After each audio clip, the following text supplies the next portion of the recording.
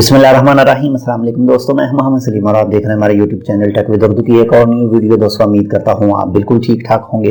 दोस्तों इस वक्त पूरी दुनिया में ये मौजी मर्ज छाया हुआ है और इसी हवाले से ओमान में सुप्रीम कमेटी ने 23 मार्च को कुछ मजीद फैसले किए थे ओमान में लॉकडाउन करने के हवाले से। और आज की वीडियो में मैं आपके साथ वही लॉकडाउन की मालूमात शेयर कर रहा हूँ। पहले कुछ दुकानें थी जिनको इजाज़त दी गई थी खोलने की, लेकिन अब 23 मार्च के बाद में वो दुकानें भी बंद रहेंगी। तो अगर आप भी उन दुकानों के बारे में जानना चाहते हैं, सुप्रीम कमेटी के उस डिसीजन के बारे में जानना चाहते हैं, तो वीडियो को देखते रहिए। सबसे पहले दोस्तों मैं आपके साथ वो शेयर कर दूं कि जो पहले जिनको मस्ट बंद करने की रिक्वेस्ट की गई थी वो थी barber shop, health club, gym और कम्युनिटी हॉल, यानी जहां पर महफिलें मुनक़द की जा रही थी वो बंद करने की हिदायत की गई थी। लेकिन फिर भी वायरस के केस ज़्यादा आ रहे थे और ज़्यादा हो रहे थे और इसके बाद में सुप्रीम कमेटी ने फैसला किया था 23 मार्च को कि सिर्फ उनको इजाज़त होगी जिनको पहले सिर्फ इजाज़त दी गई थी, यानी जो फार्मेसी वगैरह है, जो हॉस्पिटल है, जो क्लिनिक वगैरह है या खाने की दुकानें हैं, फूड स्टॉप और होटल को ख़ास तौर पर कहा गया है कि वो सिर्फ पार्सल ही अलाउड है। उसके अलावा ये 4-5 दुकानों के अलावा जितनी भी दुकानें हैं वो सब मुकम्मल तौर पर बंद रहेंगी।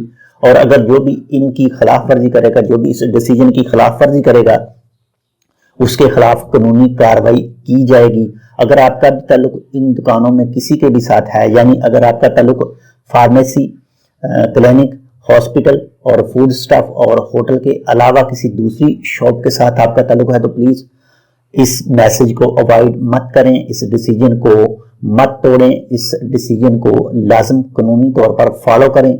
अगर आप इस कानून को तोड़ेंगे तो आपको जेल भी हो सकती है, आपको फाइन भी देना पड़ेगा और भी कानूनी कार्रवाई आपके खिलाफ हो सकती है। और जो दोस्त मेरे ये कमेंट कर रहे हैं कि भाई ये शॉप वगैरह खुली हैं, ये ऐसी दुकान खुली हैं, तो भाई वो मुकम्मल तौर पर इस डिसीजन की खिलाफ वर्जी कर रहे हैं। लेकिन जैसे ही उनके खिलाफ जैसे ही पता चल गया कमेटी को तो उनके खिलाफ कानूनी कार्रवाई होगी। तो प्लीज़ अगर आपका ताल्लुक भी इन शॉप के साथ है, वो चाहे आप फर्नीचर की दुकान है, वो चाहे बार्बर शॉप या किसी दूसरी शॉप से आप ताल्लुक रखते हैं, तो प्लीज़ दुकान बंद कर दें। और ये हम सब के लिए फ़ायदा है, आपके लिए भी फ़ायदा है। अल्लाह ताला हम सबको इस बीमारी से बचाए। और जिन दोस्तों को ये बीमारी ऑलरेडी हो चुकी है या कुछ शक की बिना पर उनमें सिम्पटम्स हैं इस बीमारी के, तो अल्लाह ताला उनको भी जल्द से जल्द शफा याब अता फरमाए। तो मज़ीद डिसीजन जो आए हैं उसकी वीडियो मैं आपके साथ आज या कल शेयर कर रहा हूं। तो मज़ीद मालूमात के लिए आप हमारा चैनल का विजिट करें। अगर आपको हमारा चैनल अच्छा लगता है तो आप इसको सब्सक्राइब भी कर सकते हैं।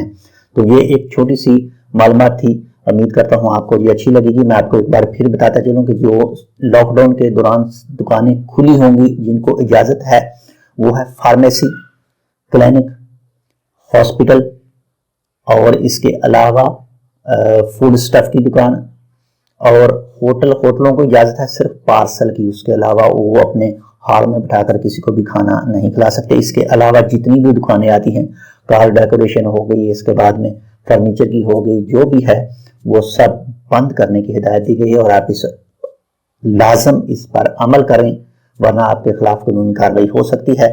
तो जितना भी हो सकता है कानून को फॉलो करें, लाजम फॉलो करें, कानून को तोड़ने की कोशिश मत करें। तो मिलते हैं एक और वीडियो के साथ, तब तक आप अपना बहुत सारा ख्याल रखिएगा। अल्लाह हाफिज़।